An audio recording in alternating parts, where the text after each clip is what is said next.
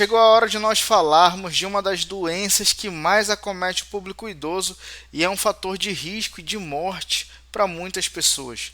Hoje nós vamos falar sobre a hipertensão arterial.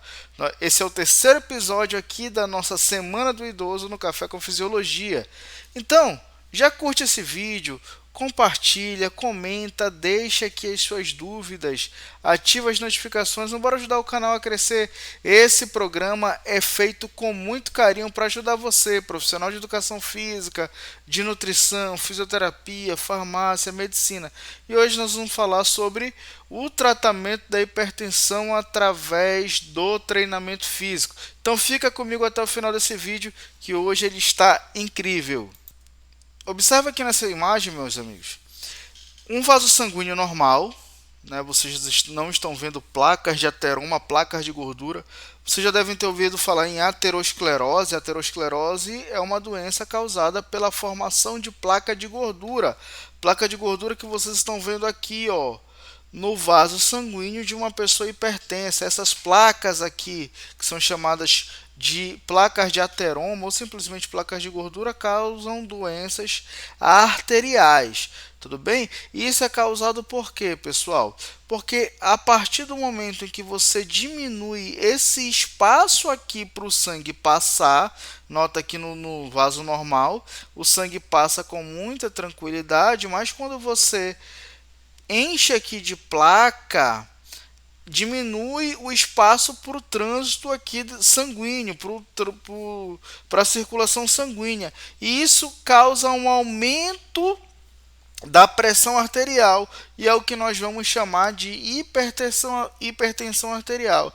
Anteriormente, 13, a pressão arterial sistólica de 130 ainda era considerada limítrofe, hoje já é considerada hipertensão, tá? Aqui no Brasil, pelo menos. Então, acima de 130 a pessoa já é considerada hipertensa. Uma pressão de 13/8, que era limítrofe, agora já é hipertensão. Então, quando você usar aquele aparelhinho, já sabe. Deu 12/7, ainda está ali considerado normal. Deu 13/8, a pessoa já é considerada hipertensa, beleza? E aí vejam só, pessoal, essas artérias aqui, esses vasos sanguíneos, eles estão espalhados por todo o corpo. E quando isso acontece, o grau de pressão arterial ele aumenta significativamente, por exemplo, na principal artéria que vai irrigar o músculo cardíaco, que é o miocárdio. Nós teremos aqui então um entupimento dessa artéria chamada de artéria coronária. A artéria coronária é a artéria que irriga o miocárdio. O que é o miocárdio, Agnello? O miocárdio ele é o músculo cardíaco. E aí esse músculo cardíaco, como todo músculo, ele contrai. Só que a contração do miocárdio ela é uma contração involuntária. O miocárdio contrai para o coração bater. Se a pressão estiver muito alta na artéria coronária, e essa artéria coronária sofrer uma obstrução, o miocárdio obviamente não vai receber irrigação sanguínea. Ele não recebendo fluxo sanguíneo, não chega para esse miocárdio oxigênio e nem nutrientes. E como o miocárdio ele é um músculo, ele precisa de oxigênio e nutrientes para contrair. Sem oxigênio e nutrientes para essa contração, o que vai acontecer com o miocárdio? Ele vai parar de funcionar, ele vai ter um mau funcionamento que nós vamos conhecer então como infarto agudo do miocárdio. Tudo bem? E se isso acontece, por exemplo, numa artéria cerebral? Aí nós podemos ter um AVC, um acidente vascular cerebral ou acidente vascular encefálico. Nós temos dois tipos, o hemorrágico, que é quando o vaso rompe, e nós temos o isquêmico, que é o mais comum, que é quando há a obstrução do vaso sanguíneo por conta de placa de gordura ou coágulo. Às vezes a pessoa não tem ali um problema tão grave assim de formação de placa de ateroma, mas ela pode vir a sofrer o AVC isquêmico por conta de obstrução coagular. Aí, pessoal, a gente tem que levar em consideração o seguinte: uma pessoa hipertensa, ela corre mais risco de ter doença renal, ela pode sofrer de glaucoma, ela pode sofrer de aumento da pressão ocular. Então, tem vários fatores ali que podem ser prejudiciais por conta da hipertensão. Olha só, o meu filho, mais velho, meu filho de 11 anos, ele teve que fazer uma cirurgia uma vez e eu estava aguardando ele no centro cirúrgico e um rapaz tinha que fazer um procedimento na sua vista. O que aconteceu? A pressão dele estava muito alta durante a realização do exame, ou melhor, antes do exame, e ele não pôde fazer porque aquilo poderia trazer uma complicação. Ele ia fazer uma simples cirurgia ali de retirada de, a gente chama de carne crescida ali do olho, tá bom? Então vejam que a hipertensão ela pode gerar vários problemas, várias complicações, tá? Uma dessas complicações que a pressão alta pode causar, além aqui do infarto agudo do miocárdio, pessoal, é o que a gente, além aqui do infarto agudo do miocárdio, é o que a gente conhece como insuficiência cardíaca, tá? A pressão fica tão alta, o coração trabalha tanto que esse miocárdio aqui, esse músculo cardíaco, se vocês olharem aqui a setinha, ó, eu estou mostrando aqui uma parte do coração que é o ventrículo esquerdo, aqui é a região do miocárdio do ventrículo esquerdo. Essa região, pessoal, é a região onde bombeia sangue para o corpo todo. Só que se esse ventrículo esquerdo ele ficar muito hipertrofiado internamente, você tem diminuição da quantidade de sangue nessa região. E você diminuindo a quantidade de sangue, de armazenamento de sangue no ventrículo esquerdo, você vai ter insuficiência cardíaca.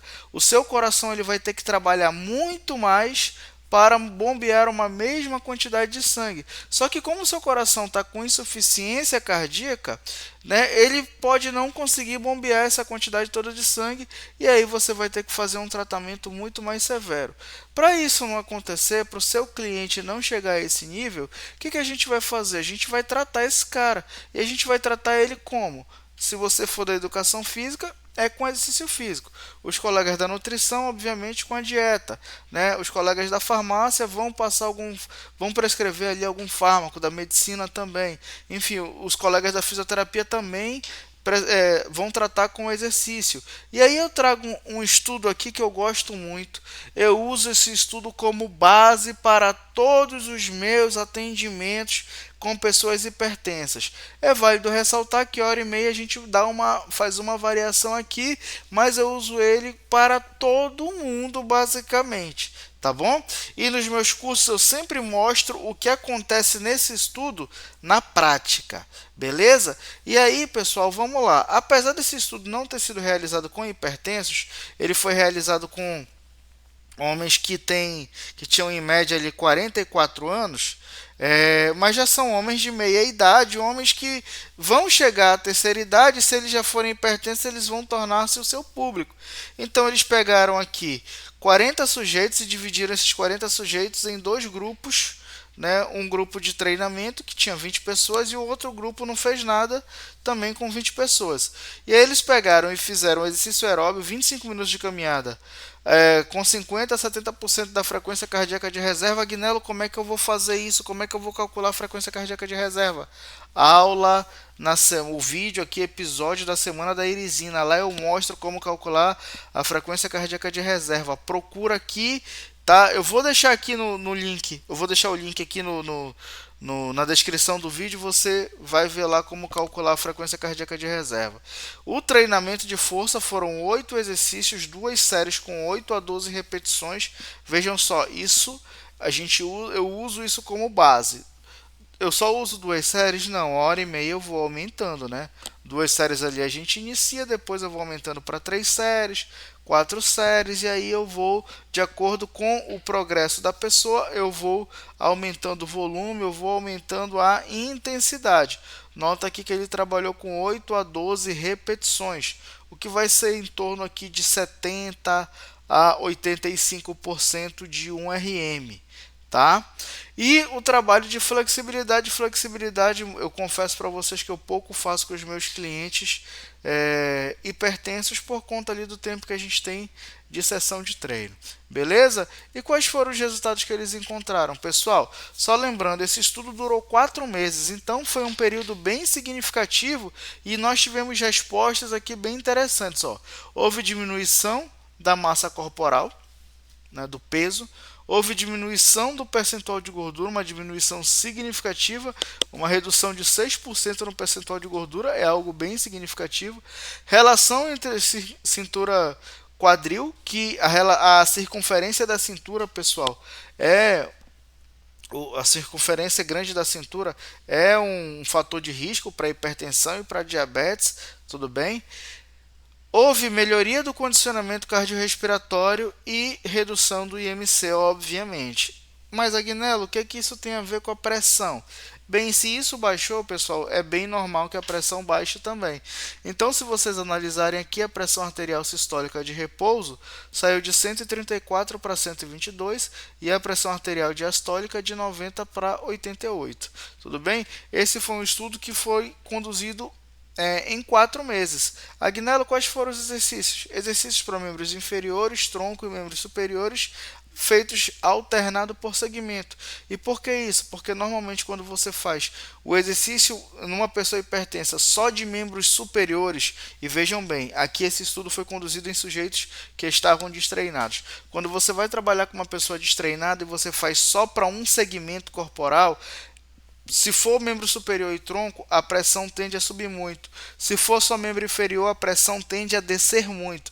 Então você faz alternado por segmento para evitar um pico de pressão ou uma queda de pressão muito severa. Tá aí a receitinha de bolo. Isso é de graça. Está aqui no YouTube para você de graça. Muitas pessoas cobram para ministrar esse tipo de conteúdo e eu sou um deles. Eu tenho um curso completo aqui. Também vou deixar o link aqui na descrição. Se você quiser adquirir na Escola de Fisiologia, eu tenho aulas completas sobre treinamento de força para pessoas hipertensas. Beleza? Gostou desse vídeo? Curte, compartilha, deixa um comentário, ajuda a gente a crescer, não custa nada. Um grande abraço e até amanhã.